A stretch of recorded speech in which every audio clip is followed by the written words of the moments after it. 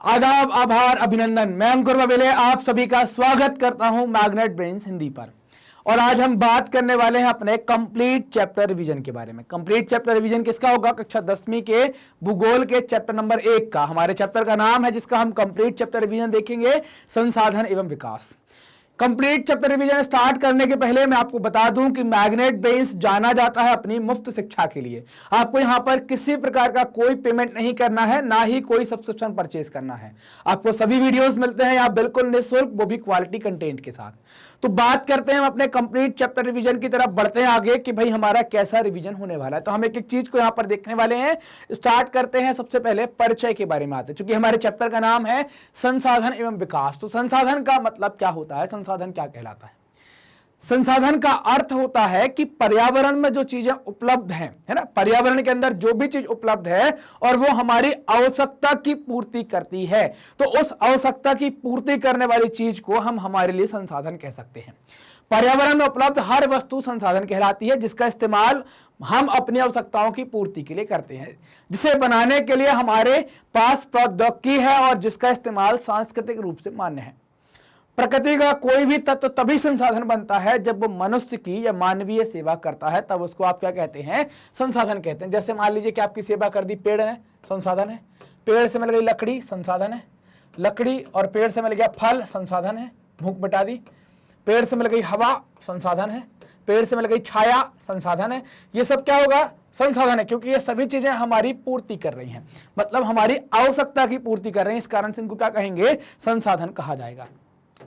विकास का मतलब क्या है कि कई ऐसे प्राकृतिक संसाधन है ना, जिन्हें हम अपने आवश्यकताओं की पूर्ति के लिए सीधे उपयोग नहीं कर पाते, उनको डेवलप करना पड़ता है ना, उन्हें विशेष प्रयासों से उपयोग के योग्य बनाना ही संसाधन विकास कहलाता है। तो इसको हम विकास कहते हैं। संसाधन का मतलब वो हो गया और विकास ये कहला जाता है। आप देखें यहां पर आपके सामने एक फोटो लगी हुई है जिसमें आपको विभिन्न प्रकार की चीजें मिली हैं जो सभी आपकी आवश्यकता की पूर्ति करते हैं। ये जंगलों की बात की गई है। जंगल आपको शुद्ध हवा देते हैं, ऑक्सीजन देते हैं, लकड़ी देते हैं, वन उत्पाद देते हैं, इस कारण से ये संसाधन है। वर्षा हमारे लिए बहुत महत्वपूर्ण होती है, इस कारण से ये संसाधन है। आजकल मोबाइल बहुत बड़ी चीज हो गई है। आदमी खाए तो मोबाइल, नहाए तो मोबाइल, बिना मोबाइल के चल ही नहीं रहा आदमी का काम, तो ये क्या हो गया? ये भी संसाधन है। ये चश्मा पहन के रखा है लड़का ने, ये भी क्या है? कहीं से प्राकृतिक तरीके से कांच तैयार हुआ, ये भी संसाधन है, देख पा रहे हैं हम उससे। ये मिट्टी जिस पे हम फसल उगाते हैं या पर्वत पठार, ये भी संसाधन है। ये छोटे छोटे गमले जो घर में डेकोरेशन के काम में आते हैं, साथ में ऑक्सीजन भी प्रोड्यूस करते हैं, जिनको हम इंडोर प्लांट कहते हैं, ये भी हमारे संसाधन है। झरना, ये पेड़, ये घर, ये गाड़ी, ये सब कुछ क्या है? सब कुछ संसाधन का पार्ट है, सब कुछ संसाधन है। मतलब जो भी हमारी आवश्यकता पूर्ति करता है, सीधे करेगा तब भी संसाधन है। अगर उसको कुछ विशेष तरीके से डेवलप करने के बाद वो पूर्ति करता तब भी वो संसाधन कहलाता है। अब इस चैप्टर के अंदर हम क्या कवर करने वाले हैं? तो हम संसाधन यानी कि रिसोर्स पर बात करेंगे। संसाधन क्या होता है, कैसा होता है। फिर संसाधनों के विकास पर, डेवलपमेंट ऑफ रिसोर्स पर बात होगी। संसाधन नियोजन, रिसोर्स प्लानिंग के ऊपर बात की जाएगी, किस तरीके से प्लान करके संसाधन बनाए जाएं। भारत में संसाधन नियोजन, रिसोर्स प्लानिंग इन इंडिया, मतलब अब ये भारत के संदर्भ में देखना पड़ेगा कि हम किस तरीके से उसका प्लान तैयार करते हैं। संसाधनों का संरक्षण, कंजर्वेशन ऑफ रिसोर्सेज के बारे में बात की जाएगी कि हम किस तरीके से उनका संरक्षण करें जो अभी नष्ट हो रहे हैं या उनको नुकसान पहुंच रहा है। भू संसाधन आ जाएगा। फिर लैंड रिसोर्सेज के बारे में बात करेंगे, भू उपयोग, लैंड यूटिलाइजेशन के ऊपर बात होगी। भू निम्नीकरण और संरक्षण के उपाय है ना, land degradation and conservation measures, इनके बारे में हमें बात करनी होगी। तो ये सारे टॉपिक हम यहां पर पढ़ने वाले हैं। फिर बात आएगी मृदा संसाधन, सॉइल एज ए रिसोर्स के बारे में। फिर उस मृदा का वर्गीकरण करना पड़ेगा, क्लासिफिकेशन ऑफ सॉइल के बारे में बात करेंगे। मृदा अपर्दन और उसका संरक्षण भी देखना पड़ेगा, soil erosion and soil conservation पर भी हम बात करेंगे। ये सारे टॉपिक हमारे होने वाले हैं जिसे हम आज एक ही वीडियो के अंदर कवर करने वाले हैं, एक ही चैप्टर के अंदर या एक ही वीडियो के अंदर पूरा चैप्टर कवर करने वाले हैं। बात करेंगे संसाधन की। तो जैसे ही आप संसाधन में आते हैं तो क्या कहता है? पर्यावरण में उपलब्ध हर उस वस्तु को संसाधन कहते हैं जिसका इस्तेमाल हम अपनी आवश्यकताओं की पूर्ति के लिए कर सकते हैं, जिसे बनाने के लिए हमारे पास प्रौद्योगिकी है जिसका इस्तेमाल सांस्कृतिक रूप से मान्य है। ये डायग्राम देखिए, जिसमें प्रौद्योगिकी का भी उपयोग करेगा, संस्थाएं भी हैं और प्राकृतिक चीजें भी हैं। इन तीनों को मिलाकर कोई चीज बनती है जिसका उपयोग मानव कर पाता है, तो वो क्या कहलाती है? उसको संसाधन कहा जाता है ना। संसाधन का मतलब अगर हम समझें किसको संसाधन कहेंगे, उसका मतलब अगर हम देखते हैं संसाधन क्या कहलाता है, तो आप समझिए यहां पर संसाधन आप किस चीज को कहेंगे।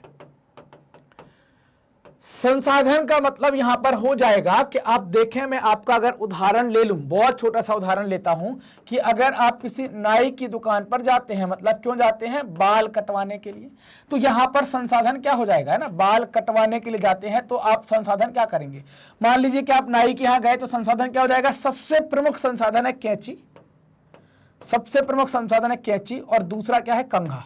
बस ये दो चीजें मिल जाए तो वो क्या कर देगा, वो आपके बाल काट देगा। ये तो होने ही चाहिए। इनके अलावा फिर सुविधा के लिए कपड़ा होना चाहिए, कुर्सी होनी चाहिए, शीशा होना चाहिए, है ना, और क्रीम होनी चाहिए, उस तरह होना चाहिए। ये सब क्या हो जाएंगे, संसाधन के लिए। ये क्या है, जिनके बिना हमारा काम नहीं चल पा रहा। आप शीशे से बाल काट सकते हैं, आपके कैंची नहीं है, आप कैसे बाल काटेंगे। बाल काटने के लिए कैंची जरूरी है और बालों को संभालने के लिए कंघा जरूरी है। ये प्रमुख संसाधन है। इनके अलावा जो आपने आईना लगा लिया है वो एक अलग चीज है। आपने कपड़ा जो ओढ़ लिया है कि बाल न लगे वो एक अलग चीज है। बाल लग भी जाएंगे तो आप नहाकर भी बाल अलग कर सकते हैं। ये क्या कहलाते हैं, इनको संसाधन कहा जाता है। ये संसाधन कहलाते हैं। क्लियर ये बात। चलिए आगे चलते हैं। यहां पर कि संसाधन की बात हमने समझी। अब संसाधन का देखेंगे हम वर्गीकरण। संसाधन को कैसे कैसे बांटा गया है, किन किन पार्ट में उसको बांटा गया है। सबसे पहले हम बात करें प्राकृतिक संसाधन की। प्राकृतिक संसाधन का मतलब होता है प्रकृति के द्वारा जो चीजें हमको दी गई हैं। जैसे प्रकृति ने जो चीज आपको दी है वो संसाधन कहला जाएगा, है ना। प्रकृति के द्वारा जो संसाधन हमको मिले हैं वो प्राकृतिक संसाधन कहला जाएंगे। जैसे नवीकरण योग्य, मतलब कि जिनका हम दोबारा से उपयोग कर पाते हैं, वो नवीकरण योग्य। और नवीकरण योग्य मतलब कि जो एक बार उपयोग कर लिया तो वो बदल जाता है दूसरे रूप में, हमें नया फिर से लाना पड़ता है, वो अनवीकरण। नवीकरण में आप देखेंगे कि सतत या प्रवाह, जैसे पवन और जल, इस प्रकार के संसाधन हैं। जैव हैं जिनमें आप प्राकृतिक, वनस्पति और वन्य जीव के बारे में भी बात कर सकते हैं। ये सभी क्या है, आपके नवीकरण योग्य संसाधन होते हैं। अनवीकरण क्या है, अगर अनवीकरण मतलब जिनका हम दोबारा उपयोग नहीं कर सकते। एक बार हमने गाड़ी में किक लगा दी, पेट्रोल जलकर धुआं उड़ गया, उस धुएं को पकड़कर हम दोबारा से पेट्रोल नहीं बना सकते, तो वो कहलाते हैं क्या, आपके अनवीकरण। इन अनवीकरणों को दो तरीके से बांटा है कि एक तो वो जिनका हम चक्रीय, मान लीजिए पीतल के टुकड़े मिले, हमने गलवाकर मूर्ति बनवा ली। पीतल तो नहीं बनाया लेकिन पीतल की मूर्ति तैयार करवा ली, वो क्या हो जाएगा, चक्रीय, है ना, पुनः चक्रीय, रिसाइकिल जिसका कर पाते हैं। अचक्रीय मतलब गाड़ी में किक मारी, पेट्रोल धुआं हुआ, उसको पकड़कर हम पेट्रोल नहीं बना सकते, वो क्या कहलाएगा, उसको अचक्रीय कहेंगे, जो रिसाइकिल नहीं हो सकता। फिर होते हैं मानवीय संसाधन। संरचनाओं एवं संस्थाएं और मात्रा एवं गुणवत्ता के आधार पर इनको बांटा गया है। इनको मानवीय संसाधन कहा जाता है। क्लियर बात। आगे बढ़ते हैं, चलते हैं, देखते हैं संसाधन के प्रकार। आपके चैप्टर में यहां तक है, इसके बाद की बात को हटा दिया गया है। चूंकि जब हम ये देख रहे हैं तो हम आगे की बातें भी देख लेंगे ताकि हमको किसी प्रकार की परेशानी ना हो। हमारी कॉन्सेप्ट बिल्डिंग, मतलब हमारे जो कंसेप्ट है वो बहुत अच्छे से हमें समझ में आ जाए, हम समझ सकें क्या है। तो संसाधन के प्रकार पर बात करें तो संसाधन को विभिन्न आधारों पर विभिन्न प्रकारों में बांटा जा सकता है, जो निम्नलिखित है। क्या क्या है, ABCD, अलग अलग तरीके से इसको बांटा गया है। उत्पत्ति के आधार पर जैव और अजैव संसाधन, मतलब जैसे आप पैदा हुए हैं तो या तो मतलब जो भी संसाधन पैदा हुआ है या तो वो जैव है या अजैव है, बायोटिक या अबायोटिक रिसोर्सेस आप कह सकते हैं। समाप्तता के आधार पर, मतलब कौन सी चीज समाप्त हो सकती है, कौन सी नहीं हो सकती, तो समाप्तता के आधार पर उसको नवीकरण योग्य कहेंगे या अनवीकरण योग्य कहेंगे। मतलब जो नवीकरण जिसको बार बार यूज कर पा रहे हैं वो नवीकरण है, जिसको नहीं कर पा रहे हैं वो अनवीकरण है। स्वामित्व के आधार पर, मतलब व्यक्तिगत, सामुदायिक, राष्ट्रीय और अंतर्राष्ट्रीय संस्थान जो है उनको स्वामित्व के आधार पर कहा जाता है। विकास के स्तर के आधार पर, विकास के स्तर के आधार पर इसको संभावी, विकसित, भंडार और संचित कोष वाला आप कह सकते हैं। ये चार हमारे पास चार तरीके से संसाधन को बांटा गया है। उत्पत्ति के आधार पर, समाप्तता के आधार पर, स्वामित्व के आधार पर और विकास के स्तर के आधार पर चार प्रकार के हैं ना। तो अब सबसे पहले बात करते हैं कि उत्पत्ति के आधार पर जो संसाधन है उनके प्रकार क्या होंगे। दो प्रकार के हैं, आपने देखा है। जैव संसाधन के बारे में बात कर रहे हैं और अजैव संसाधन के बारे में बात कर रहे हैं। जैव, जो संसाधन जैव मंडल से मिलते हैं उन्हें जैव संसाधन कहते हैं। मतलब बायोस्फीयर से मिलते हैं उनको आप जैव संसाधन कहते हैं। क्या मिलेगा आपको बायोस्फीयर से, आप देखिए आपको यहां से क्या मिलेगा। मान लीजिए कि मैं आपको बायोस्फीयर बना देता हूं यहां पर, तो बायोस्फीयर क्या क्या मिल जाएगा।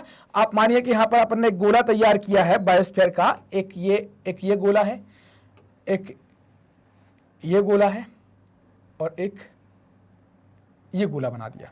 क्लियर। अब ये जो गोले हमने तैयार किए हैं यहां पर, अगर आप इनको देखते हैं, ये वाला जो इलाका आप देखते हैं ना, ये वाला जो इलाका आप देखते हैं, ये तीनों जगह, तीनों गोले में कॉमन वाला इलाका आपको देखने को मिलेगा ना। तीनों जगह आपको कॉमन होगा। है कॉमन कि नहीं है, बोलो हाँ या ना। कॉमन है या नहीं है, कॉमन है। इसको कह दिया हमने जल मंडल, इसको कह दिया हमने वायुमंडल और इसको कह दिया हमने स्थल मंडल। इन तीनों में जो कॉमन इलाका होता है उसको ही हम क्या कह देते हैं, वही कहला जाता है, इसको ही हम कह देते हैं क्या, इसको ही कहा जाता है कि ये कहलाएगा जैव मंडल। क्या कहलाएगा, जैव मंडल। जैव मंडल मतलब जहां पर पानी भी है, जमीन भी है और जल भी है, तीनों को मिलाकर जो मंडल बना उसको जैव मंडल कहते हैं। तो ये जैव मंडल से जो चीजें मिलेंगी आपको, है ना, जैव मंडल से जो चीजें मिलेंगी उसको क्या कहेंगे, उनको ही कहते हैं जैव संसाधन। जैसे इंसान, हम आप, पानी भी चाहिए, हवा भी चाहिए और धरती भी चाहिए, हम वनस्पति को भी चाहिए, मछली को भी चाहिए, प्राणी जात को भी यही चाहिए, पशु जानवरों को भी यही चाहिए। तो ये क्या कहला जाएगा, इसको कहा जाएगा जैव संसाधन। अगले हैं जिनको कहा जा रहा है अजैव संसाधन। जो संसाधन निर्जीव पदार्थों से मिलते हैं उन्हें अजैव संसाधन कहते हैं। जैसे कि मिट्टी, हवा, पानी, धातु, पत्थर, ये सब क्या हो जाएंगे आपके, इन सबको आप अजैव संसाधन कह देंगे। उदाहरण के तौर पर जैव के उदाहरण आप देख लीजिए, सब आपको कहां मिलेंगे, जैव में। अजैव के ये हवा, सनलाइट, मिट्टी, टेम्परेचर, एटमॉस्फेयर, वाटर, ये सब क्या है आपकी, सभी आपके अजैव संसाधन है। तो इस प्रकार से हमने जैव और अजैव संसाधन को यहां पर देख लिया, क्या कहलाते हैं जैव, क्या कहलाते हैं अजैव। चलिए चलते हैं आगे, बढ़ते हैं। अब बात करेंगे समाप्तता के आधार पर संसाधन के प्रकार को लेकर। समाप्तता मतलब जो खत्म हो सकता है और जो खत्म नहीं हो सकता है, इस आधार पर संसाधनों को कैसे बांटा गया है। खत्म हो सकता है मतलब कि जो खत्म हो सकता है वो अनवीकरण योग्य है, जो खत्म नहीं होगा, जिसका बार बार उपयोग करेंगे, उसको नवीकरण योग्य कहेंगे। दो प्रकार के आपने देख लिया, नवीकरण और अनवीकरण योग्य। तो नवीकरण में क्या होगा, जिन संसाधनों को हम भौतिक, रासायनिक या यांत्रिक प्रक्रिया द्वारा नवीकृत या पुनः उत्पन्न कर सकते हैं, उन्हें नवीकरण योग्य संसाधन कहते हैं। भौतिक मतलब फिजिकल तरीके से, रासायनिक केमिकल तरीके से, यांत्रिक मतलब मैकेनिकल तरीके से, इन तीनों तरीके से किसी को आप दोबारा से उत्पन्न कर सकते हैं, इनका दोबारा उपयोग कर सकते हैं, ये नवीकरण कहलाते हैं। सौर ऊर्जा, सूरज रोज आता है, सूरज की धूप रोज निकलती है, आप रोज उसका उपयोग कर सकते हैं। पवन ऊर्जा, हवा रोज चलती है, जल, पानी बहता है, जीव जंतु, ये सभी क्या हो जाएंगे आपके नवीकरण योग्य संसाधन हो जाएंगे। अनवीकरण योग्य संसाधन क्या होंगे, तो अनवीकरण योग्य में आप बात करेंगे जिन संसाधनों को हम किसी भी तरीके से नवीकृत या पुनः उत्पन्न नहीं कर सकते, उन्हें अनवीकरण योग्य संसाधन कहा जाता है। उदाहरण के तौर पर जीवाश्म ईंधन और धातु, ये सब क्या कहलाएंगे आपके अनवीकरण योग्य संसाधन कहलाएंगे। अनवीकरण योग्य संसाधन में आप देखेंगे इन संसाधनों के निर्माण में लाखों वर्ष लग जाते हैं, इसलिए इनका नवीकरण करना संभव नहीं है। मतलब आप चाहेंगे तो आपके उपयोग में नहीं आएगा, आपके बाद जब युग बदल जाएगा तब उपयोग में आएगा। इनमें से कुछ संसाधनों को पुनः चक्रीय किया जा सकता है, जैसे कि धातु, लेकिन कुछ ऐसे संसाधन है जिन्हें पुनः चक्रीकरण नहीं किया जा सकता, जैसे कि जीवाश्म ईंधन। धातु का पुनः चक्री का मतलब यह नहीं है कि हमने पीतल खर्च कर दिया तो पीतल, मान लीजिए कि आपके पास पीतल का गिलास था, है ना, पीतल के गिलास थे, ऐसा कर लेते, पीतल के गिलास थे और इन पीतल के गिलास का हमारे पास उपयोग नहीं था, तो हम दुकान वाले के पास गए और दुकान वाला मतलब क्या, दुकान में जो मिस्त्री बैठता था उस मिस्त्री से बात करी और हमने बोला पीतल की एक मूर्ति बना दो। तो क्या हो गया, यहाँ पर ये चक्र आ गया यहाँ पर, तो इसमें क्या हुआ, पीतल के गिलास किस में कन्वर्ट हो गए, मूर्ति में। यहाँ पर दोबारा से पीतल को नहीं बनाया गया। हाँ, अगर आपको दोबारा पीतल चाहिए जमीन से, फिर तो बड़ी समस्या है, फिर नहीं आप निकाल पाएंगे। तो ये प्रक्रिया हो गई, इसको कह दिया हमने चक्री, इसको चक्र बना सकते। पीतल का गिलास या थाली या कोई सामान था, इससे मूर्ति बना लिया, कोई दूसरी चीज बनवा ली, तो वो क्या हो जाती है, इसको कहते हैं चक्र बन गया, एक फॉर्म से दूसरे फॉर्म में आ गए। लेकिन अगर जब हम जीवाश्म ईंधन की बात करते हैं, तो हमने अपनी मोटरसाइकिल में गाड़ी किक लगा दी, तो क्या हो गया, इसके पीछे से धुआं निकल जाता है, जलने के बाद धुआं। अब धुएं का आप उपयोग जीवाश्म में नहीं कर सकते, ये जीवाश्म नहीं बन सकता। ठीक, धुआं आपका जीवाश्म नहीं हो सकता, मतलब सॉरी, धुआं जो है दोबारा से जीवाश्म में परिवर्तित नहीं हो सकता। जीवाश्म जलेगा तो धुआं बनेगा, ये नहीं होगा ऐसा। तो इस कारण से इसका चक्रीय नहीं होगा, तो इनको कहते हैं कि ये पुनः चक्रीय नहीं होंगे। और इनको क्या कर लेंगे, इनका चक्रीकरण, धातुओं का चक्रीकरण हो जाता है। क्लियर बात।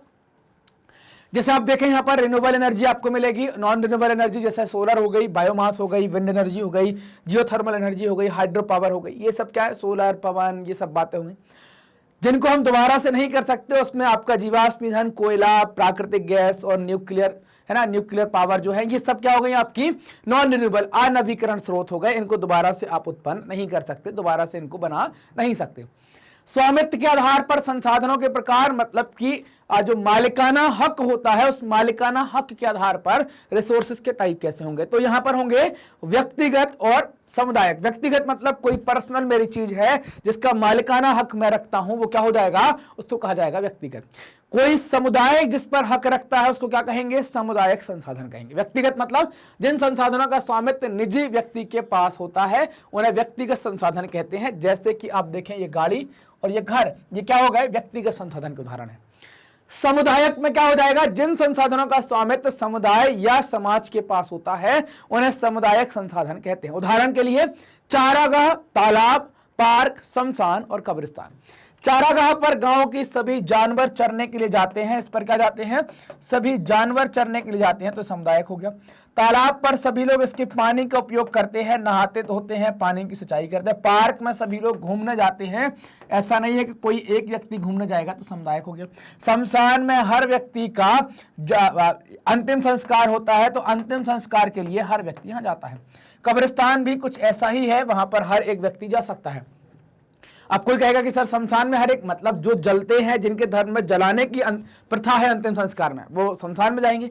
जिनके धर्म में दफनाने की प्रथा है वो कब्रिस्तान में जाएंगे। लेकिन उसमें ऐसी कोई पाबंदी नहीं है कि आप इनको मना कर दें, बोले तो साहब फलाने साहब का आप यहाँ नहीं आ सकते, तो ये क्या हो जाएगा, इनको आप क्या कहेंगे, सामुदायिक संसाधन कहेंगे। उदाहरण के तौर पर ये तालाब आप देख सकते हैं। अगला है जिसको आप कहेंगे, इसी में टाइप आएंगे अगले, स्वामित्व के आधार पर राष्ट्रीय और अंतर्राष्ट्रीय। राष्ट्रीय का मतलब क्या है, जिन संसाधनों का स्वामित्व राष्ट्र के पास होता है, जैसे सड़क हो गई, जैसे सरकारी जमीन हो गई, नहर हो गई, ये सब क्या हो जाएंगे आपके, इनको राष्ट्रीय संसाधन कहते हैं। अंतर्राष्ट्रीय संसाधन, जिन संसाधनों का नियंत्रण अंतर्राष्ट्रीय संस्थाओं द्वारा किया जाता है उन्हें अंतर्राष्ट्रीय संसाधन कहते हैं। उदाहरण के लिए समुद्री क्षेत्र को ले लीजिए। किसी भी देश का नियंत्रण उस देश की तट रेखा के 200 किलोमीटर तक, 200 नॉटिकल मील तक होता है, किलोमीटर भी नहीं, अपन क्या करें यहाँ पर 200 नॉटिकल मील, समुद्री मील तक होता है। समुद्री क्षेत्र पर ऐसा ही होता है। 200 नॉटिकल मील से आगे है ना, 200 आपकी किताब में किलोमीटर लिखा है, लेकिन आप उसको क्या करेंगे, समुद्री मील लिखेंगे। 200 समुद्री मील के आगे तक समुद्र का क्षेत्र अंतर्राष्ट्रीय होता है, मतलब सभी का अधिकार होता है, कोई भी जा सकता है, अंतर्राष्ट्रीय संस्थाएं उसको चलाती हैं। क्लियर।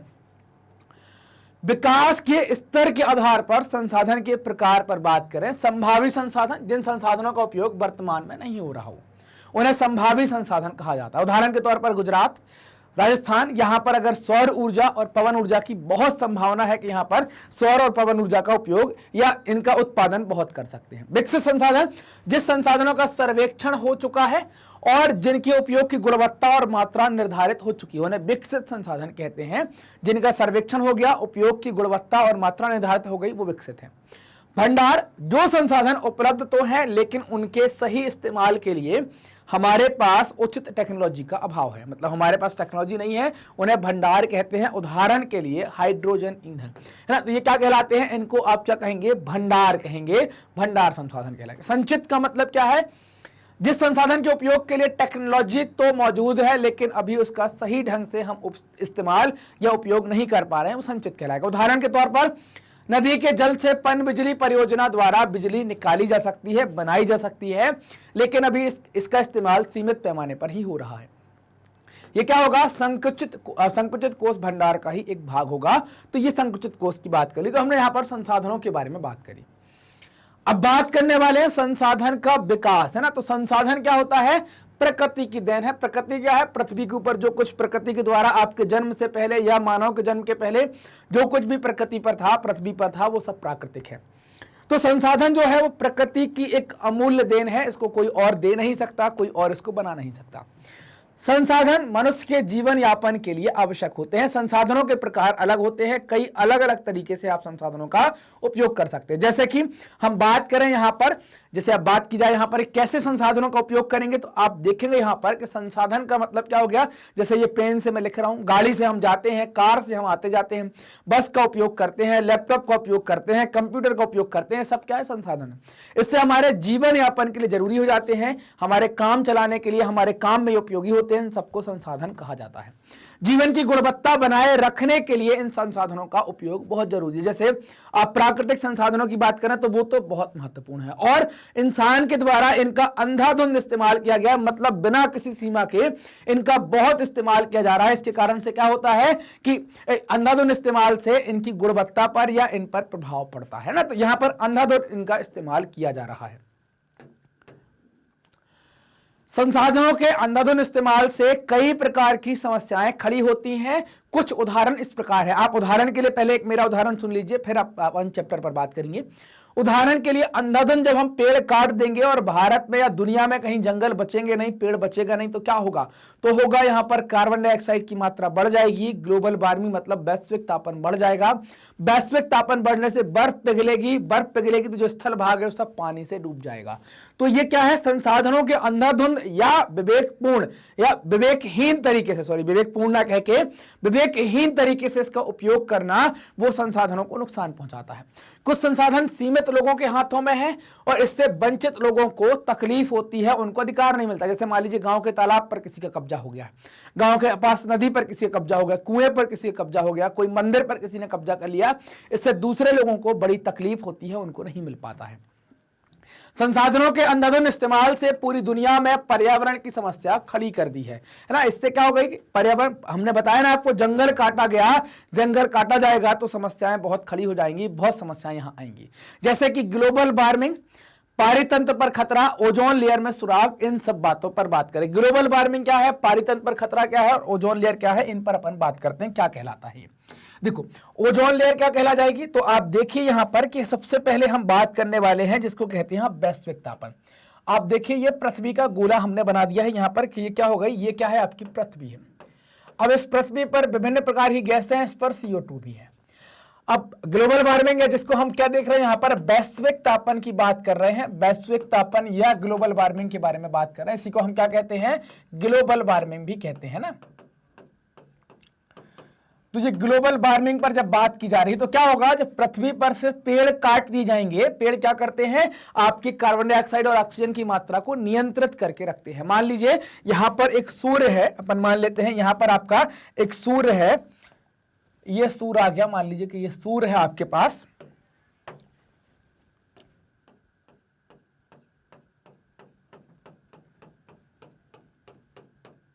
ये आपका सूर्य है। तो यहां से क्या है, किरणें आपकी निकल कर आती हैं, कई सारी किरणें आप यहां से निकल कर आती हैं, है ना, कई सारी किरणें यहां से निकल कर आती हैं। देखिए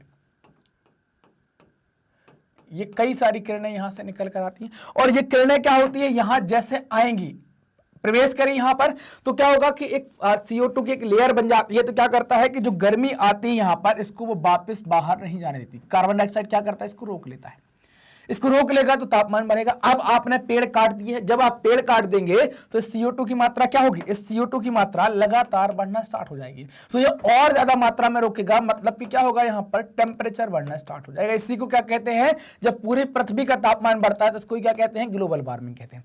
जब टेम्परेचर बढ़ेगा, ये टेम्परेचर बढ़ना स्टार्ट हो जाएगा तो क्या होगा इससे, तो इससे आप देखेंगे कि इससे एक समस्या आ जाएगी। क्या समस्या आ जाएगी कि यहां पर बर्फ है और यहां पर बर्फ है और बाकी के सारे महाद्वीप तो यहां बीच में है ना।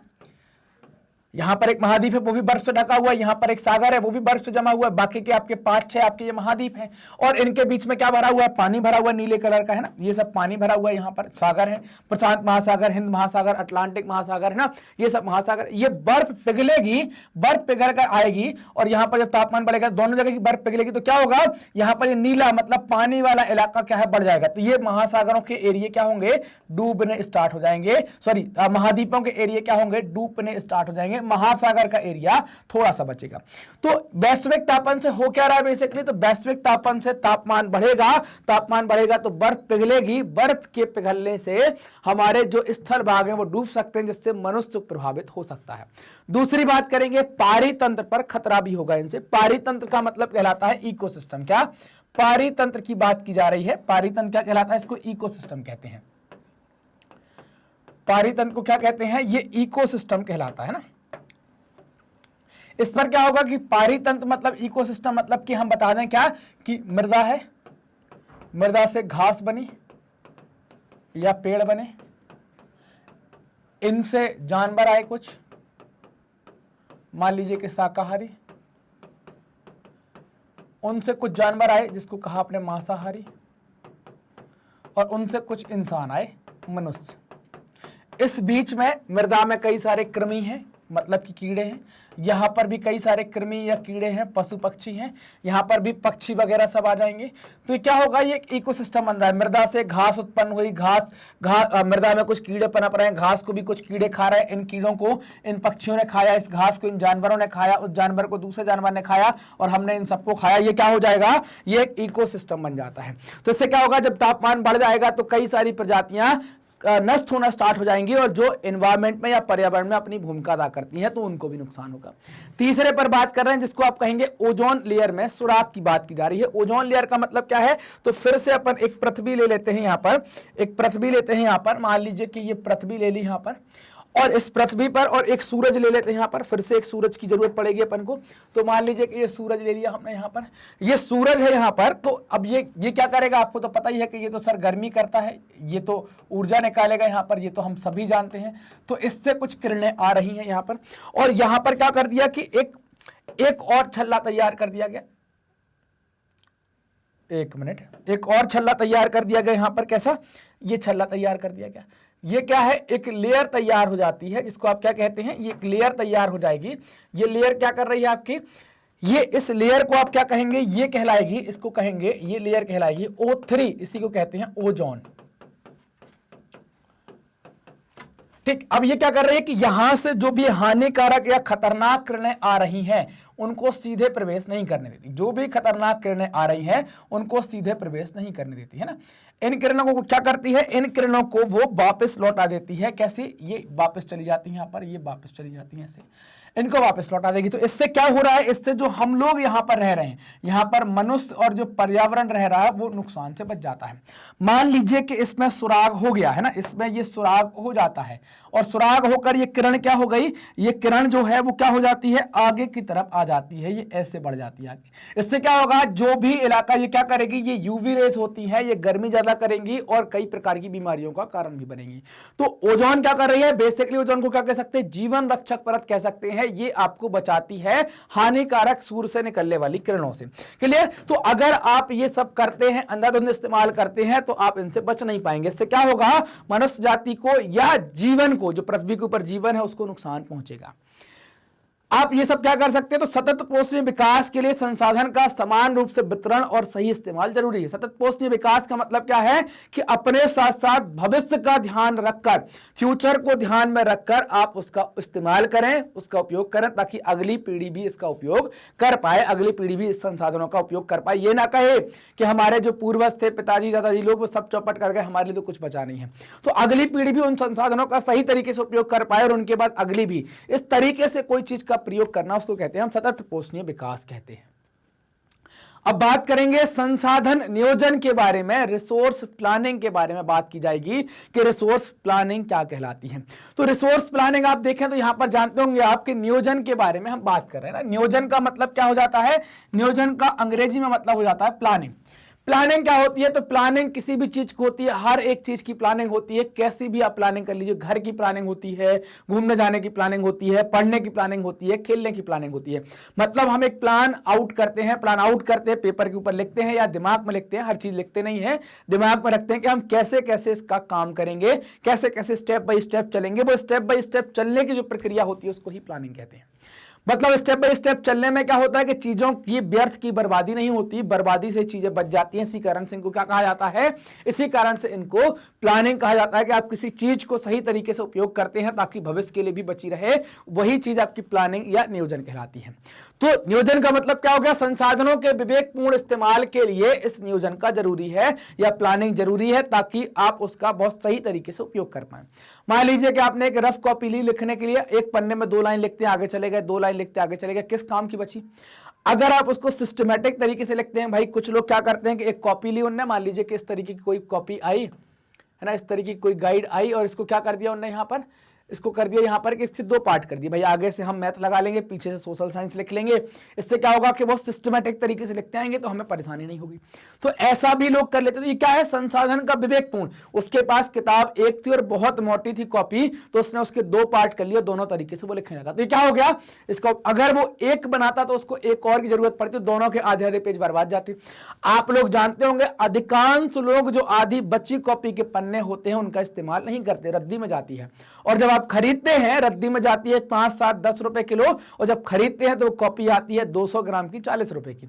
तो क्या हुआ, संसाधन का उपयोग कैसे करना है कि भाई अगर मोटी कॉपी है तो हमको उसका इस्तेमाल करना, उसके पन्नों का 2 पार्ट में डिवाइड कर ले। तो यही कहलाता है कि आपने सोचा, विवेक लगाया, अपना दिमाग लगाया आपने, और कॉपी का इस्तेमाल कर लिया। तो संसाधन का विवेकपूर्ण इस्तेमाल ही क्या कहलाता है, नियोजन कहलाता है।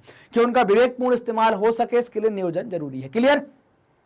भारत में संसाधनों की उपलब्धता में बहुत अधिक विविधता है। विविधता का मतलब कहीं कोई चीज है, कहीं कोई चीज है, बहुत सारी चीजें भारत में आपको देखने को मिलेंगी। डिफरेंट टाइप की चीजें आपको भारत में देखने को मिलेंगी, अलग अलग चीजें आप भारत में प्राप्त कर पाएंगे।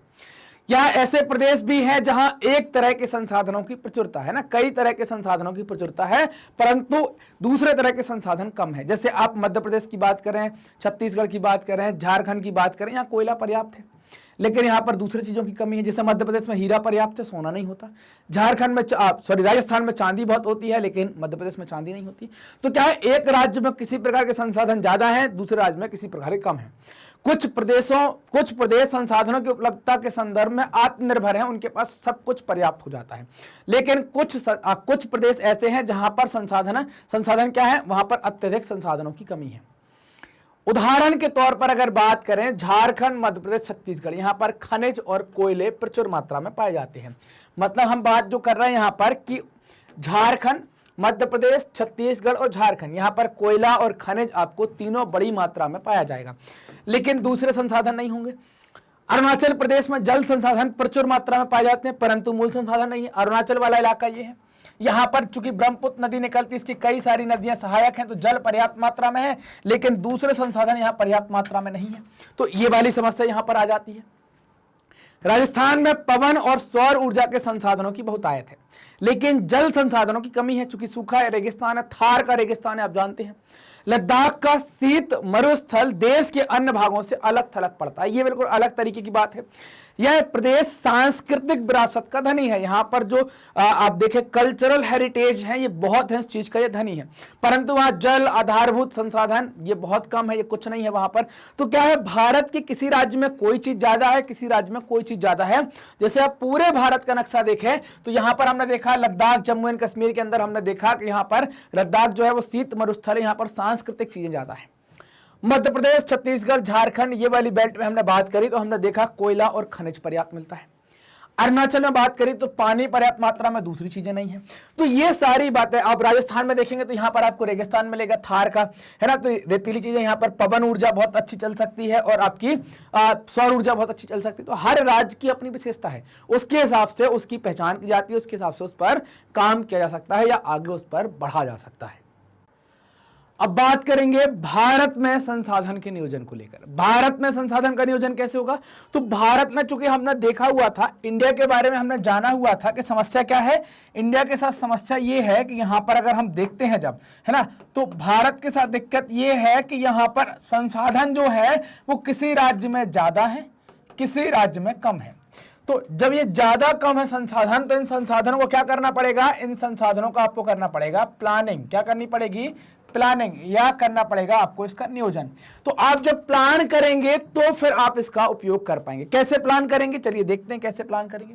तो योजना बनाते समय आपको टेक्नोलॉजी ध्यान में रखनी पड़ेगी, मतलब कि कोई तकनीकी आ गई है ये आपको ध्यान में रखनी पड़ेगी। मान लीजिए कि संसाधन आप बना रहे हैं, मान लीजिए कि आप कोई सड़क तैयार कर रहे हैं ना, मान लीजिए कि आपने कोई सड़क तैयार की है ये, और ये सड़क तैयार हो रही है, तो अब आपने सड़क बनाई थी बैलगाड़ी के हिसाब से। कैसे, बैलगाड़ी के हिसाब से, लेकिन अब मोटरसाइकिल भी आ गई है ना, अब मोटरसाइकिल भी आ गई है, कार भी आ गई है, तो ये कार भी सड़क पर चल सके, बैलगाड़ी भी सड़क पर चल सके, है ना। और आजकल आप देख रहे होंगे कि जो एक्सप्रेस वे बन रहे हैं उन पर हम हवाई जहाज भी उतार सकें। ये क्या है, तकनीकी का प्रयोग आप कर सकें। तो आपको तकनीकी ध्यान में रखनी पड़ेगी, टेक्नोलॉजी को ध्यान में रखकर आपको प्लानिंग तैयार करनी पड़ेगी कि कभी अगर वैसी जरूरत पड़ी तो आप उसका उपयोग कर पाए। कौशल मतलब कुशल जो लोग हैं उनका उपयोग करना पड़ेगा आपको चीजों के निर्माण को लेकर या बनाने को लेकर या मैनेजमेंट को लेकर। संस्थागत बातों का भी ध्यान रखना होगा, संस्थागत बातों को ध्यान रखेंगे तो चीजें और प्रॉपर तरीके से बन पाएंगी। भारत में प्रथम पंचवर्षीय योजना में, है ना, प्रथम पंचवर्षीय योजना से ही संसाधन नियोजन एक प्रमुख लक्ष्य रहा है। चूंकि हमें पता था कि अगर आप भारत का नक्शा देखेंगे तो आप पाएंगे यहां पर, जैसे मान लीजिए कि आप यहां पर भारत का नक्शा देखेंगे तो आप पाएंगे कि जो पंजाब, हरियाणा और ये वाला जो इलाका है ना, इतना पंजाब, हरियाणा, पश्चिमी उत्तर प्रदेश और उत्तर पश्चिम राजस्थान, ये वाले इलाके में गेहूं का उत्पादन या कृषि अच्छी है। मतलब कि क्या है, यहाँ पर खाद्यान्न का उत्पादन बहुत अच्छा है। जब खाद्यान्न का उत्पादन बहुत अच्छा है तो केवल यही इलाका खाद्यान्न का ज्यादा उत्पादन करता है। फिर ये खाद्यान्न क्या होता है, बाकी के राज्यों में, गुजरात और सब जगह बढ़ जाते हैं। चावल का उत्पादन देखेंगे तो आप पंजाब, हरियाणा, उत्तर प्रदेश और उसमें ये बंगाल भी शामिल हो जाएगा, यहाँ पर चावल का उत्पादन, और बिहार में और बाकी के राज्यों में फिर ये वितरण होगा। तो क्या होगा कि आप जब पैदा कर रहे हैं कोई चीजें तो आपको कौशल देखना, कौशल किसान कर रहे हैं कि नहीं, संस्थागत बातों का ध्यान रखेंगे। साथ ही साथ आप इसमें टेक्नोलॉजी, चूंकि आपको बताना पड़ेगा कि नई तकनीकी आ सकती है। तकनीकी मतलब हम खेती की बात कर रहे हैं तो नए बीज आ सकते हैं, नई कटाई की मशीनें आ सकती हैं, नए खाद आ सकते हैं, इन सबको आपको ध्यान रखना पड़ेगा। तो आप ये सब क्या हो गया कि पहली पंचवर्षीय, चूंकि हम एक गुलाम से आजाद हुए थे तो हमारे यहाँ खाने की समस्या थी और कई सारी और चीजों की समस्या थी, तो हमने पहली प्लानिंग कमीशन से ही ये टारगेट किया था कि हम प्लान बनाकर चलेंगे, ताकि क्या हो, हम चीजों को अचीव कर पाए, लोगों के पास संसाधन मिल पाए, लोग अपना जीवन बसर अच्छे से कर पाए। इसके लिए नियोजन के मुख्य बिंदु निम्नलिखित हैं कि भारत में संसाधन नियोजन के क्या बिंदु हैं, उन पर बात करें। पूरे भारत में विभिन्न प्रदेशों के संसाधन की पहचान कर उनकी क्या बना लें, तालिका तैयार करें, टेबल बना लें कि कहां पर क्या है और कहां पर क्या नहीं है। उपयुक्त कौशल, टेक्नोलॉजी और संस्थागत ढांचे का सही इस्तेमाल करते हुए नियोजन ढांचा तैयार करें, है ना। क्या होगा इससे, नियोजन का ढांचा आप तैयार कर लें। कैसे, कौशल, टेक्नोलॉजी और संस्थागत ढांचे का उपयोग करते हुए। संसाधन नियोजन और विकास नियोजन के बीच सही तालमेल बैठा लें कि संसाधन का नियोजन कैसे करना है और विकास का नियोजन, मतलब दोनों चीजों की प्लानिंग के लिए आप सही तालमेल बैठा लें, तो इससे क्या होगा कि आप बहुत अच्छी प्लानिंग कर पाएंगे। तो भारत की प्लानिंग को लेकर ये मुख्य बिंदु है कि तालिका बनाएं, कौशल, टेक्नोलॉजी, संस्थागत बातों पर ध्यान दें और संसाधन नियोजन और विकास नियोजन, इन दोनों के बीच में तालमेल बनाकर ही अपनी कोई प्लानिंग को तैयार करें। ऐसी ना हो कि विकास को एकदम अलग करती हो और संसाधन को बिल्कुल अलग करती, दोनों से मिली जुली कोई एक नई स्कीम या नई प्लानिंग आप तैयार करें। अब बात करेंगे उन संसाधनों के संरक्षण को लेकर जिन संसाधनों की हम प्लानिंग अभी तक कर रहे थे। संरक्षण से मतलब क्या है कि संरक्षण का मतलब होता है किसी चीज को बचाया जाना। क्या करना, बचाया जाना। संरक्षण का मतलब क्या है, बचाया जाना। तो संरक्षण की आवश्यकता क्यों होती है, आप देख रहे हैं यहां पर कि हमने हाथों के अंदर शेर को, हिरन को, पक्षियों को, पेड़ पौधों को, सबको बचा कर रखा है।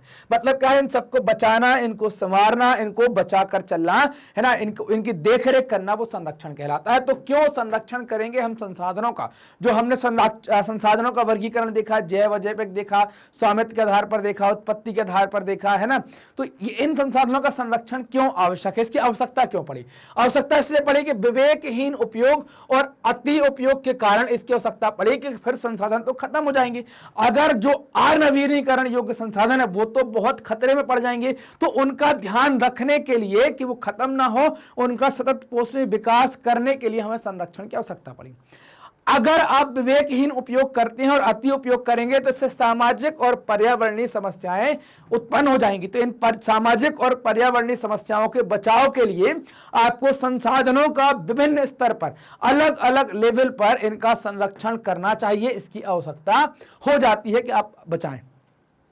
ये फोटो है, ये फोटो आपने देखी होगी। यहां पर आप बात कर रहे हैं सर्कस के बारे में, यहां पर आप बात कर रहे हैं जू के बारे में, ये भी आप बात कर रहे हैं यहां पर जू के बारे में, है ना। ये आप बात कर रहे हैं कहां पर, नेशनल पार्क के बारे में। आप देखें सर्कस में शेर छल्ले से कूदता हुआ दिख रहा है, क्या उसको बचाया गया है, संरक्षण है ये? नहीं, संरक्षण नहीं, उसको पकड़कर लाया गया। हाँ, वो मरा नहीं है, वो एक अलग चीज है। हो सकता है कि उसके बच्चे भी हो जाए, वो एक अलग चीज है, लेकिन वो अपने खुलकर जीने का उसको मौका नहीं है। सर्कस वो कैद में है। जू का क्या है कि थोड़ी सी आजादी है, लेकिन उतनी आजादी नहीं है जितनी चाहिए, जितनी आजादी होनी चाहिए। नेशनल पार्क का मतलब क्या है, उनको उनके प्राकृतिक आवास में ही संरक्षित करेंगे, मतलब वहां पर इंसानों की आवाजाही रोक देंगे। इंसानों की आवाजाही या दूसरी क्रियाएं रोक दी जाएंगी तो इनसे इनको खतरा नहीं होगा। तो यहां पर जानवरों के चेहरे देखें और बाकी जगह जानवरों के चेहरे देखें, ये मजबूर टाइप का दिख रहा है, ये आपको कैसा उदास लग रहा है कि पता नहीं फंस गए चक्कर में, ऐसे ही आपको ये भी उदास दिख रहा होगा। और इन जानवरों को देखा कैसे बेखौफ बैठेंगे, अगर आ गए ना चक्कर में तो बोले कोई नहीं है, टक्कर में निपटा देंगे सबको, इस तरीके से आप बैठे हुए हैं, एकदम बेखौफ, एकदम स्वतंत्र तरीके से, एकदम मजे में बैठे हुए। तो इस संरक्षण कहां अच्छे होगा, यहां पर अपनी मस्ती में रहकर व्यक्ति काम करे, मतलब दुरुपयोग ना हो चीजों का, तो संरक्षण यहां पर अच्छे से होगा। संसाधनों के संरक्षण और उनके दुरुपयोग को लेकर हमारे नेताओं के मन में भी कई प्रकार के डाउट थे, और संसाधनों के संरक्षण पर गांधी जी ने भी अपनी चिंता व्यक्त की थी। उनकी चिंता उनके शब्दों में पढ़ते हैं, ये हमारे राष्ट्रपिता हैं महात्मा गांधी जी, इनके द्वारा चिंता व्यक्त की गई थी। क्या चिंता व्यक्त की गई थी? हमारे पास हर व्यक्ति की आवश्यकता पूर्ति के लिए बहुत कुछ है, लेकिन किसी की लालच की संतुष्टि के लिए नहीं है। अर्थात हमारे पास पेट भरने के लिए बहुत है, लेकिन पेटी भरने के लिए नहीं है। ये गांधी जी के द्वारा कहा गया था। गांधी जी का मानना था कि आधुनिक टेक्नोलॉजी जो है वो शोषणात्मक रवैया अपनाती है, उसकी प्रवृत्ति शोषणात्मक है। मतलब टेक्नोलॉजी से आप संसाधनों का शोषण करते हैं और अति कर डालते हैं। उदाहरण मैं दूंगा, पानी का अगर आपको बाल्टी खींचकर नहाना होता है तो आप एक बाल्टी में नहा लेते हैं, बटन चलाकर नहाना होता है तो पता चला 15 मिनट तक आप मशीन के पानी से नहाते रहेंगे। तो क्या होता है कि आप इससे संसाधन का शोषण करते हैं। इसलिए गांधी जी अत्यधिक उत्पादन के पक्ष में नहीं थे, उनके उसके खिलाफ में हुआ करते थे, और उनकी जगह वो चाहते थे कि क्या हो कि उसकी जगह है ना, मतलब जो आप अत्यधिक उत्पादन कर रहे हैं तो उसकी जगह क्या हो, जन समुदाय द्वारा उत्पादन का समर्थन करते थे कि भाई जन समुदाय जो है वो उत्पादन का समर्थन करे। हम जानते हैं कि पृथ्वी पर संसाधन जो है वो सीमित मात्रा में है, मतलब इनकी एक सीमा है, कभी भी ये खत्म हो सकते हैं, मतलब ये समाप्त हो सकते हैं। और फिर उसके बाद क्या होगा कि आपको ये ध्यान रखना पड़ेगा, समाप्त हो जाएंगे तो फिर क्या करेंगे। तो इसलिए आपको ऐसे चलना चाहिए कि ये लंबे समय तक ये काम कर सकें। यदि उनके अंधाधुंध इस्तेमाल पर रोक नहीं लगी तो मानव जाति के लिए कुछ भी नहीं बचेगा, पूरी चीजें आप चौपट कर चुके होंगे। इससे हमारा अस्तित्व खतरे में पड़ जाएगा, इसलिए संसाधनों का संरक्षण आवश्यक है। तो अब आपको बात समझ में आई होगी कि आपको संसाधन का संरक्षण क्यों आवश्यक है, क्योंकि हमारी जो जाति है, मानव जाति, वो क्या हो जाएगी, खतरे में पड़ जाती है। मानव संसाधनों के संरक्षण को लेकर जो बात की गई, तो अंतर्राष्ट्रीय स्तर पर संसाधन संरक्षण की वकालत क्लब ऑफ रोम ने की 1968 के अंदर। क्लब ऑफ रोम एक छोटा सा संस्थान है, छोटा सा ऑर्गेनाइजेशन है जो अपने देश के लिए ये बातें करता था। इसके बाद 1974 में सुमेसर ने अपनी पुस्तक स्मॉल इज ब्यूटीफुल के अंदर गांधी जी के विचारों को फिर से उकेरा। स्मॉल इज ब्यूटीफुल ये बुक है उसकी, इसके ऊपर उसने आप देख रहे हैं उसने अपनी किताब में ये प्रति बनाई है, ताकि वो ये बता रहा है कि संसाधनों का उपयोग कैसे करें, इसको बचाना है, इसके लिए वो बात कर रहा है। उसने कवर भी बनाया है कि ये रक्षा कवच टूट रहा है, तो इसके अंदर ये बताया गया कि संसाधनों का आप कैसे एक बार उपयोग करें, उसके लिए उसने गांधी जी के वक्तव्यों को फिर से उकेरा। 1987 में ब्रुकलैंड रिपोर्ट द्वारा वैश्विक स्तर पर संसाधन संरक्षण में मूलाधार योगदान दिया। मतलब इसने अपनी रिपोर्ट दी और रिपोर्ट में कहा कि अगर वैश्विक स्तर पर संसाधनों का संरक्षण नहीं किया तो आने वाले समय में कई प्रकार के संसाधन खत्म होंगे जो मानव जाति के लिए दुष्परिणाम लेकर आ सकते हैं। इस रिपोर्ट ने सतत पोषणीय विकास की संकल्पना प्रस्तुत की और संसाधन संरक्षण की वकालत की। सतत पोषणीय विकास का मतलब है कि चीजों का उपयोग ऐसे करना कि आज की पीढ़ी के साथ भविष्य की पीढ़ियों को ध्यान में रखें और उस प्रकार से संसाधन का उपयोग करें, उनको एकदम बर्बाद करके पूरा खत्म ना कर दें, अगली वाली पीढ़ी या उसकी अगली वाली पीढ़ी के लिए बचा के रखें, ताकि आने वाली पीढ़ी आपको ये ना कहे कि सब चौपट करके चले गए, कुछ चीजें बची हुई हैं। यह रिपोर्ट बाद में हमारा साझा भविष्य है ना, आवर कॉमन फ्यूचर शीर्षक के नाम से इसको पुस्तक के रूप में प्रकाशित किया गया। ये एक बुक के रूप में भी पब्लिश होती है, उस बुक का नाम है हमारा साझा भविष्य। इस संदर्भ में एक और महत्वपूर्ण योगदान है रियो डी जेनेरा का। रियो डी जेनेरा ब्राजील के अंदर स्थित एक शहर है, वहां पर एक सम्मेलन हुआ था 1992 में जिसको पृथ्वी सम्मेलन के नाम से जाना जाता है।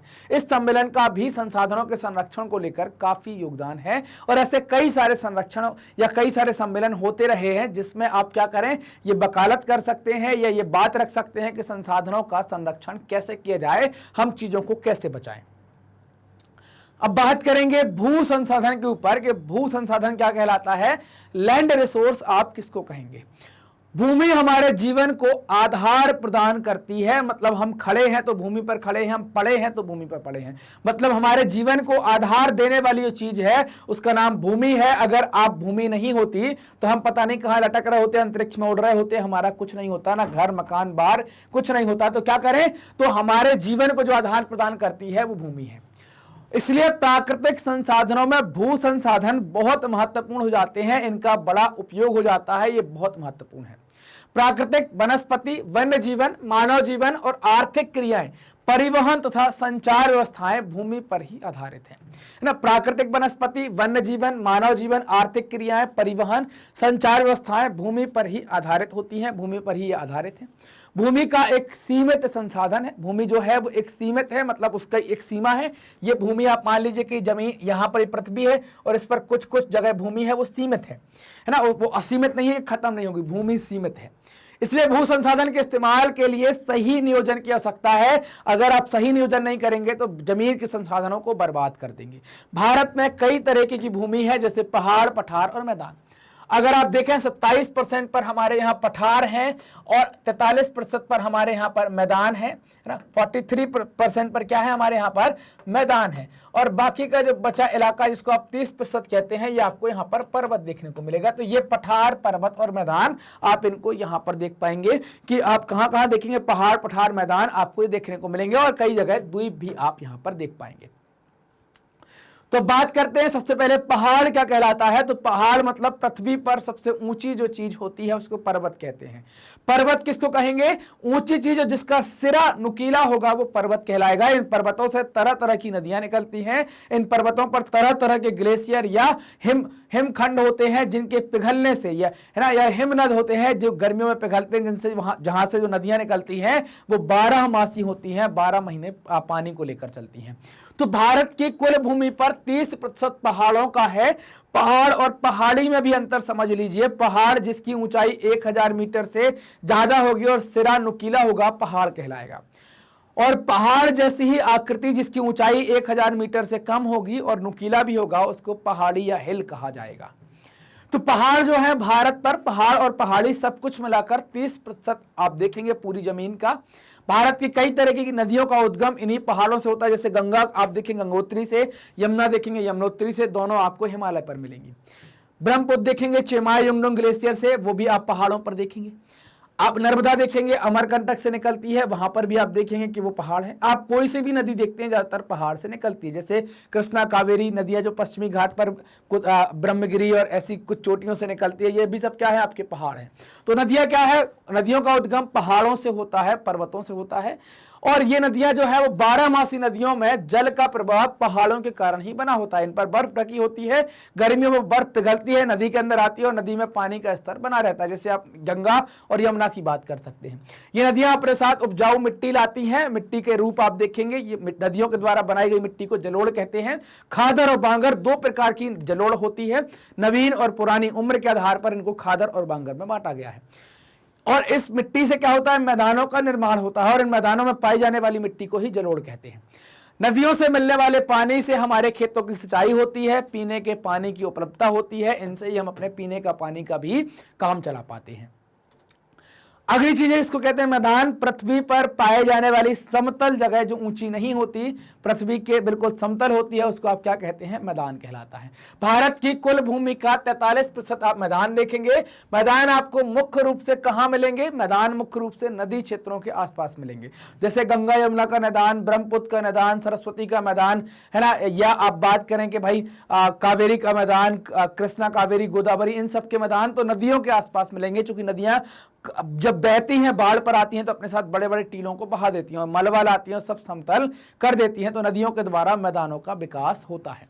तो 43% इलाके पर मैदान आपको मिलेंगे। मैदान भूमि समतल होने के कारण यहाँ का आर्थिक उपयोग ज्यादा होता है, आर्थिक क्रियाओं के लिए अनुकूल होता है। जब आर्थिक क्रियाएं होंगी, खेती होगी, बिजनेस होंगे, तो वहां पर लोग भी ज्यादा होंगे, तो मैदानों में आपको पॉपुलेशन सघन मिलेगी, मतलब कि पॉपुलेशन डेंसिटी भी ज्यादा होगी। उदाहरण के लिए आप उत्तर प्रदेश, बिहार और बंगाल का उदाहरण ले सकते हैं, यहां पर आपको जनसंख्या सघन मिलेगी। लेकिन पहाड़ी क्षेत्रों का आर्थिक उपयोग कम होता है तो जनसंख्या कम मिलेगी। वहां पर हिमाचल प्रदेश, प्रदेश, जम्मू एंड कश्मीर, उत्तराखंड और उत्तर पूर्व के राज्यों को आप देख सकते हैं। एक घर इस पहाड़ी के पास है, दूसरा घर दूसरी पहाड़ी, दोनों घरों के बीच में 1 किलोमीटर का अंतर है। तो आपको क्या होगा, पहाड़ों पर जनसंख्या जो घनत्व है वो कम मिलेगा, क्योंकि उसका आर्थिक उपयोग कम होता है।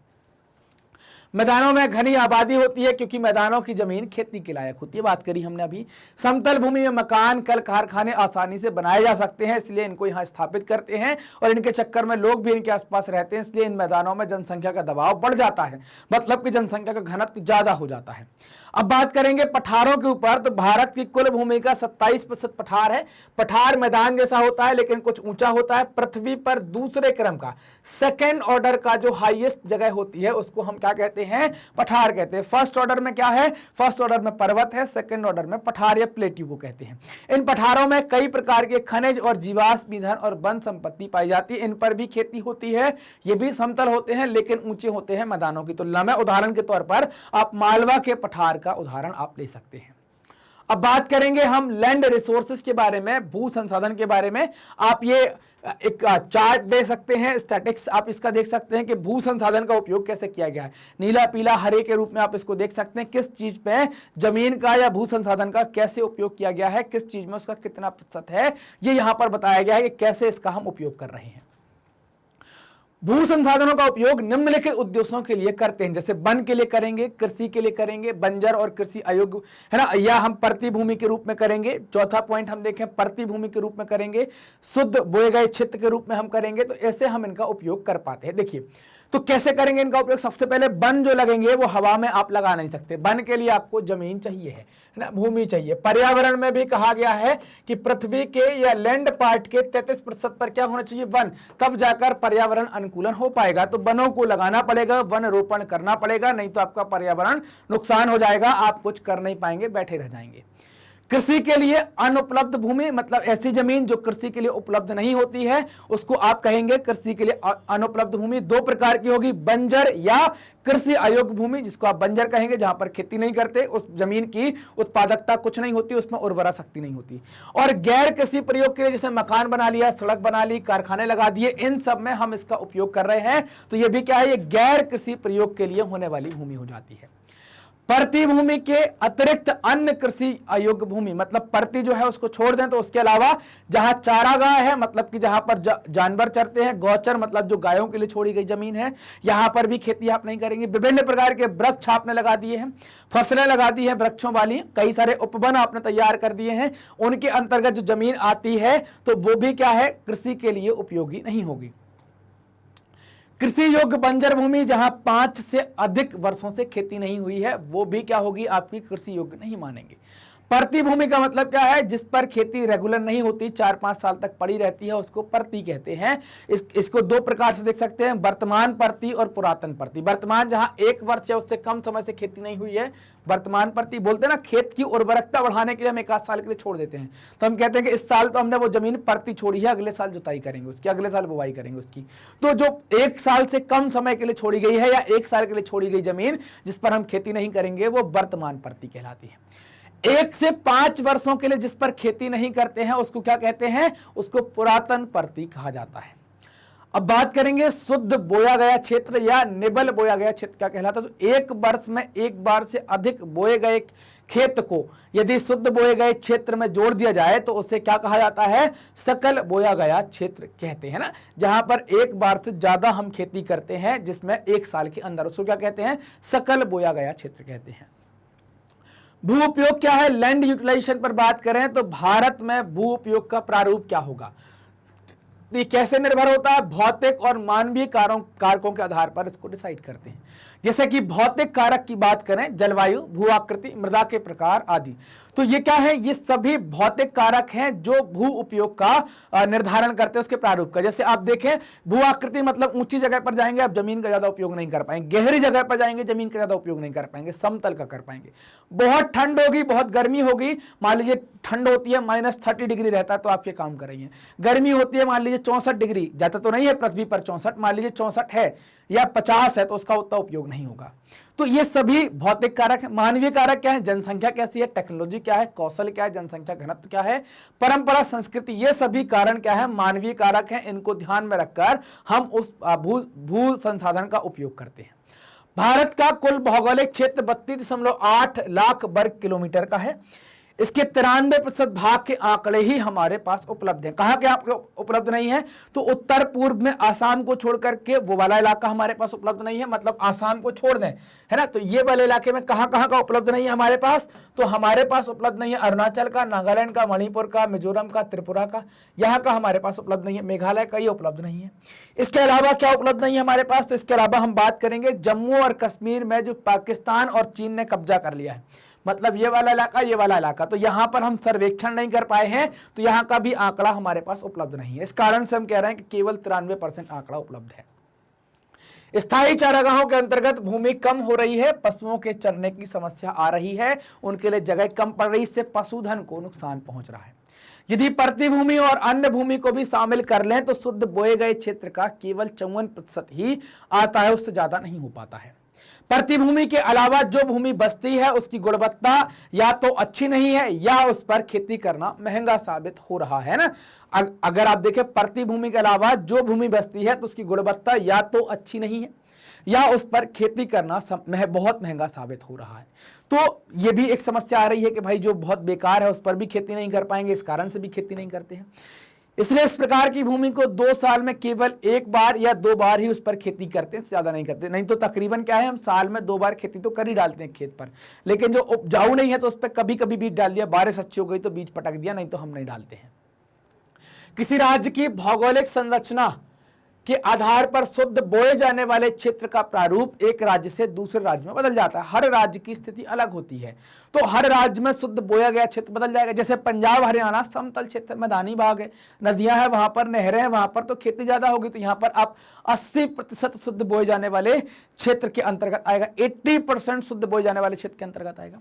लेकिन अरुणाचल प्रदेश, मिजोरम, मणिपुर और अंडमान निकोबार द्वीप समूह, यहां की भूमि समतल नहीं है, तो यहां पर केवल 10% इलाका ही क्या होगा, शुद्ध बोए गए क्षेत्रफल के आधार पर आएगा। तो हर एक राज्य की भौगोलिक संरचना के आधार पर शुद्ध बोया गया क्षेत्र बदल जाएगा। हमने पंजाब हरियाणा, अरुणाचल प्रदेश, मिजोरम, मणिपुर, अंडमान निकोबार द्वीप समूह के उदाहरणों से समझा।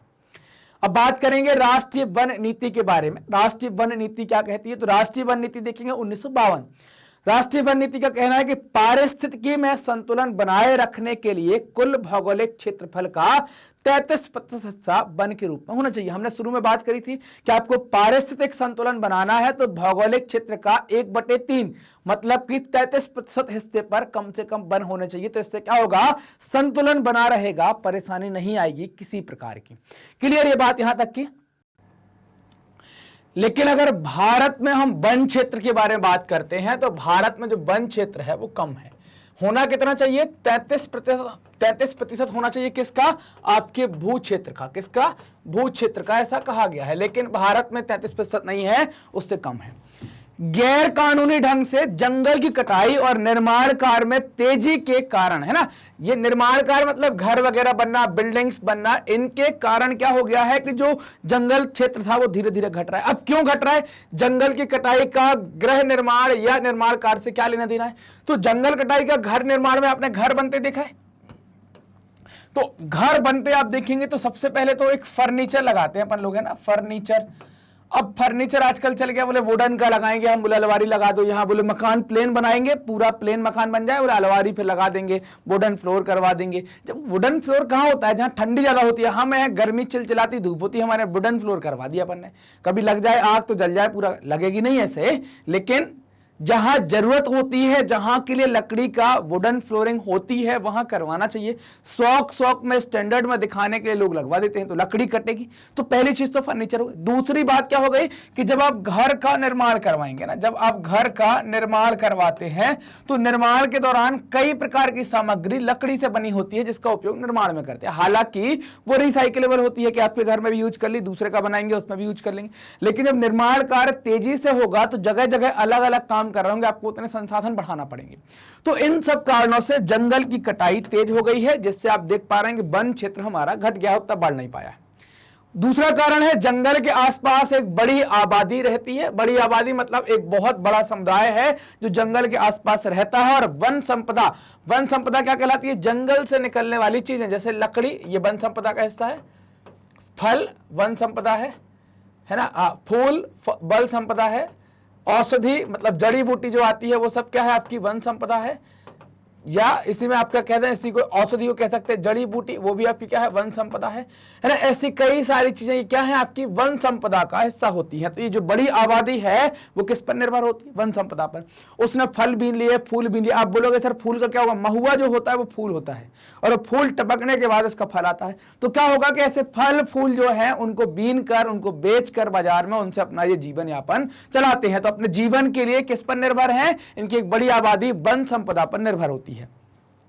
भूमि प्रबंधन और संरक्षण के समुचित उपायों के बगैर ही हम भूमि का लगातार और लंबे समय से उपयोग करते आ रहे हैं। मतलब हमने जमीन के ना तो प्रबंधन की बात की है, ना ही उसके संरक्षण की बात की है, और बस लगे जा रहे हैं, धक्का-पेल उपयोग करते जा रहे हैं। तो इससे क्या हो रहा है कि जमीन जो है वो थोड़ी सी खराब होगी। इसके परिणाम स्वरूप भूमि का निम्नीकरण हो रहा है। क्या मतलब होता है निम्नीकरण का, तो निम्नीकरण का मतलब होता है कि भूमि की जो उर्वरा शक्ति है, भूमि की जो क्वालिटी है, जमीन की जो आप देखेंगे उसकी जो क्वालिटी है वो क्या हो रही है, खराब होना स्टार्ट हो जाएगी। उसमें प्राकृतिक पोषक तत्व कम होने लगेंगे। इससे क्या होगा, पैदावार घट जाएगी। पैदावार घटेगी तो क्या होगा, लोगों के खाने की समस्या आ सकती है। तो ये भूमि का निम्नीकरण हो रहा था। अब बात करेंगे भू निम्नीकरण और संरक्षण के उपाय के बारे में। क्या कहलाता है भू निम्नीकरण, तो पेड़ पौधे तथा फसलों की वृद्धि के लिए आवश्यक प्राकृतिक पोषक तत्वों की कमी होना भू निम्नीकरण कहलाता है। कैसे होती है भू निम्नीकरण, चलिए बात करते हैं। ये भू निम्नीकरण का मतलब क्या होता है और कैसे हो जाती है भू निम्नीकरण।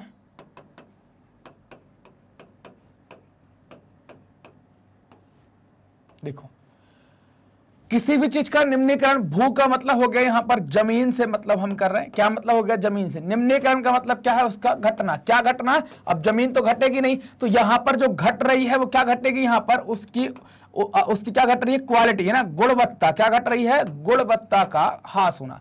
अब इस गुणवत्ता के अंदर क्या घट जाता है, तो उसके अंदर जो प्राकृतिक पोषक तत्व होते हैं क्या घटेंगे, यहां पर प्राकृतिक पोषक तत्व है ना। क्या घट रहे हैं, कोई पूछेगा तो क्या बताएंगे, प्राकृतिक पोषक तत्व घट रहे हैं। ये कैसे घट जाते हैं, इसके कई सारे कारण होते हैं। भूमि के निम्नीकरण को लेकर या उससे उसको कम करने को लेकर कई सारे कारण होते हैं। एक कारण हम समझते हैं, एक कारण हम देखते हैं यहां पर। अगर आप कृषि क्या कर रहे हैं, लगातार करते हैं ना, कृषि क्या करते हैं, लगातार करते हैं।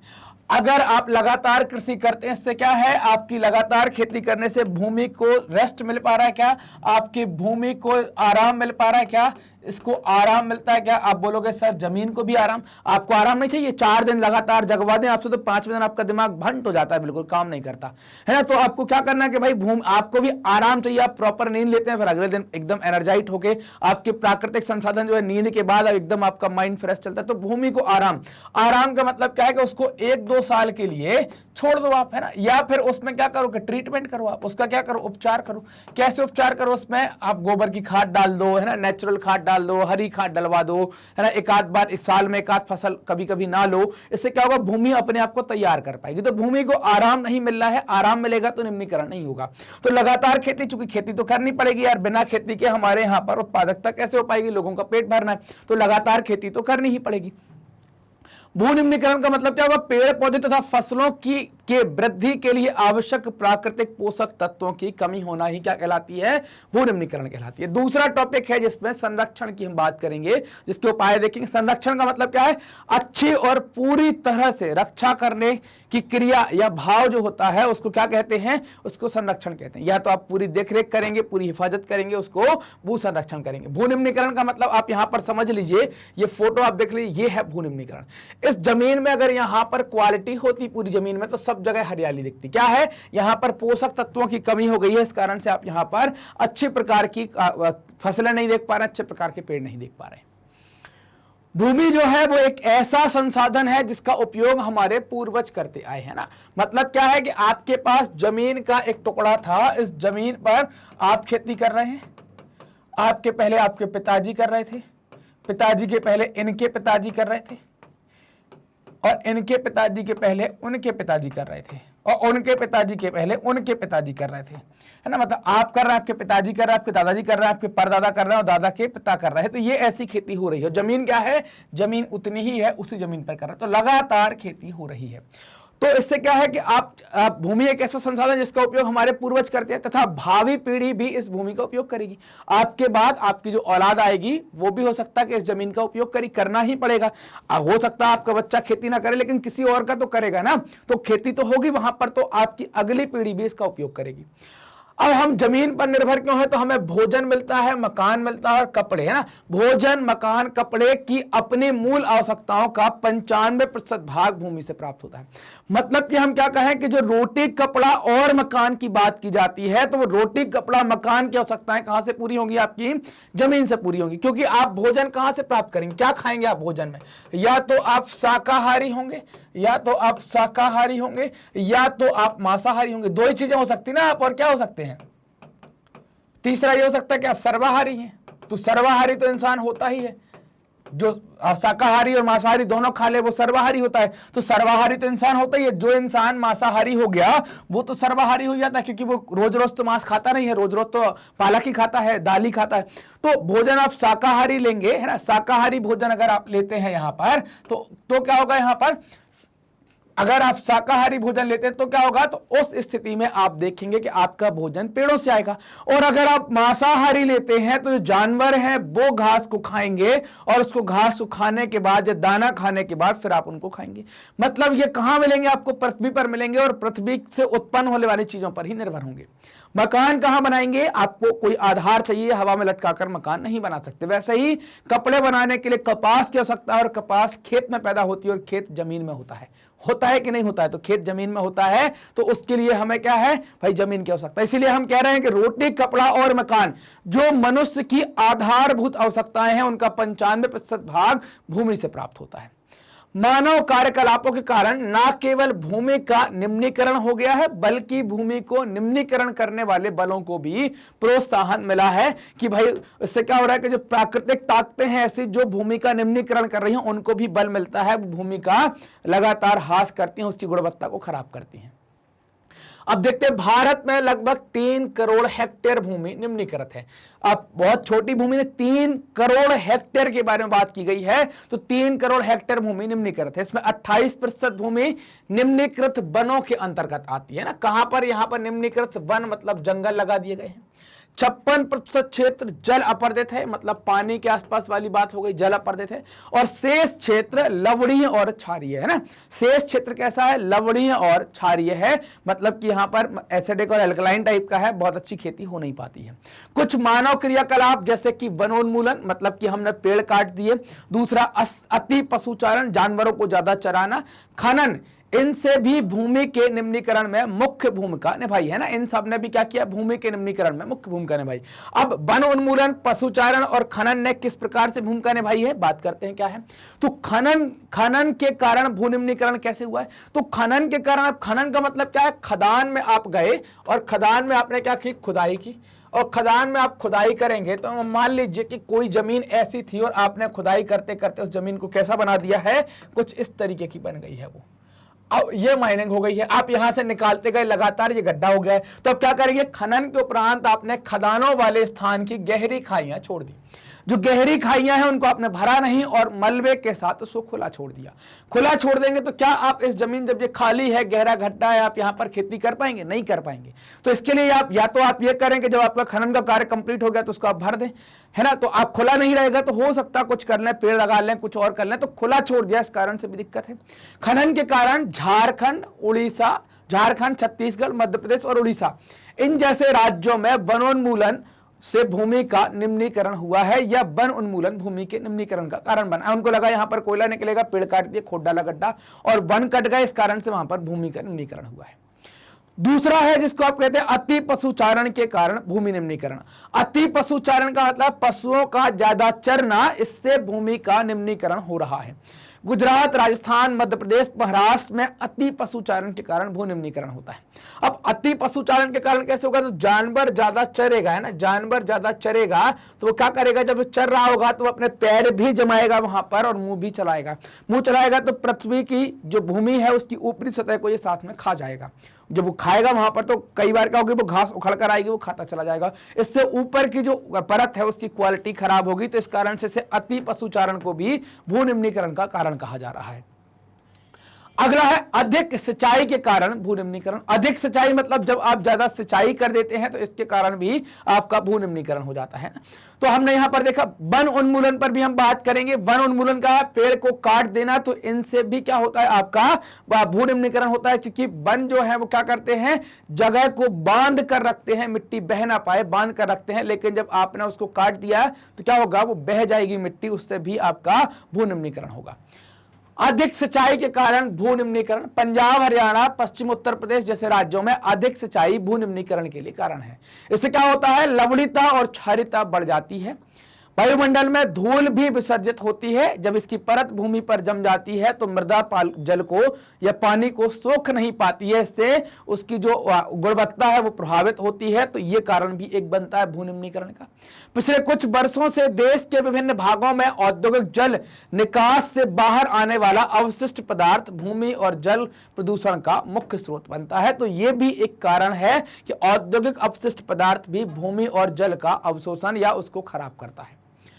भूनिम्नीकरण से कई समस्याएं उत्पन्न हो रही हैं। क्या समस्याएं उत्पन्न हो रही हैं, जैसे बाढ़ आ जाना, घटती उपज हो जाना। जब पैदावार गुणवत्ता खराब हो जाएगी तो फिर उपज तो घट ही जाएगी, तो घटती उपज, तो इनके परिणाम स्वरूप क्या होगा, उपज घटेगी तो सकल घरेलू उत्पाद भी घट जाएगा और देश में कई प्रकार की आर्थिक समस्याएं भी आ सकती हैं। तो इनका उपाय क्या किया जाए, तो भू संसाधनों के संरक्षण का उपाय क्या होगा, तो इनके लिए निम्नलिखित तरीकों को आप अपनाएं। सबसे पहले वन रोपण करें, चारागाहों का समुचित प्रबंध करें। मतलब जो जानवर है वो केवल चारागाहों में चरने जाए और हर जगह इसकी व्यवस्था हो, और आप वन लगाएं, जगह जगह चारे वाले पेड़ भी लगाएं ताकि लोग जाएं तो वो अपना एक डंडा ले जाएं, उससे अपने पत्ते काट के जानवरों को खिला सके। तो हमेशा नीचे के चारे पर निर्भर ना रहे, पेड़ की पत्तियां भी वो खा सके, इस पर भी निर्भर रहें। कांटेदार झाड़ियां लगाकर रेतीले टीलों को स्थिर बनाएं, है ना। कांटेदार झाड़ियां लगाकर क्या करें, रेतीले टीलों को स्थिर बनाएं। जो टीले रेत के होते हैं वो एक जगह से दूसरी जगह उड़ जाते हैं, तो उनको भी स्थिर बनाएं।